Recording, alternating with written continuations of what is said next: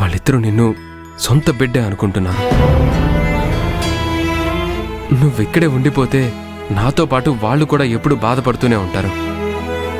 నా మాట విని త్వరగా వచ్చే పవి, ప్లీజ్. ప్లీజ్ ఆది, అర్థం చేసుకో. తప్పుగా ఏమనుకోవద్దు. పవి, మనం నలుగురం కలిసి హాయిగా ఒకే ఇంట్లో ఉందాం అనుకున్నాం.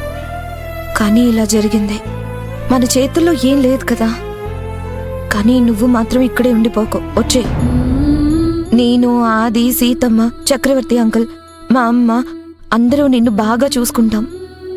కాదనుకో. అది నా ఇల్లే అనుకొని సంతోషంగా అడుగు పెట్టాను సంజు. దేవుడు నా తలరాతని ఇలా రాశాడు. నేనెందుకో అక్కడ ఉండలేకపోతున్నాను. అందుకే వచ్చాను. నన్ను ఇలాగే ఉండనివ్వండి. వాసుకి అత్తయ్య, మావయ్య, కీర్తిలేమైనా అంటారని నువ్వు ఆలోచిస్తున్నావా? వాళ్ళేం అనకుండా నేను చూసుకుంటాను పవి. చచా, అలాంటిదేం లేదా అది. నీతో ఉన్న ప్రాబ్లం ఇదే పవి. ఎంతసేపు చూడు నీ పట్టుదల నీదే అన్నట్టుగా ఉంటావు. సరే, నీ ఇష్టం. సంజు, బయలుదేరదాం.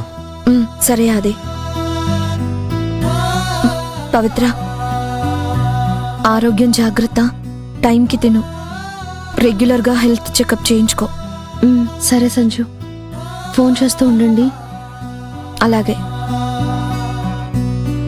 తాతయ్య, బామ్మ, వెళ్ళొస్తాం. సరే బాబు, జాగ్రత్తగా వెళ్ళండి. నాన్నగారిని సీతమని అడిగామని చెప్పు.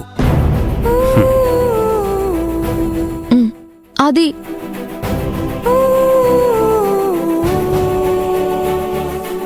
వెళ్ళొస్తా అని నాతో చెప్పవా?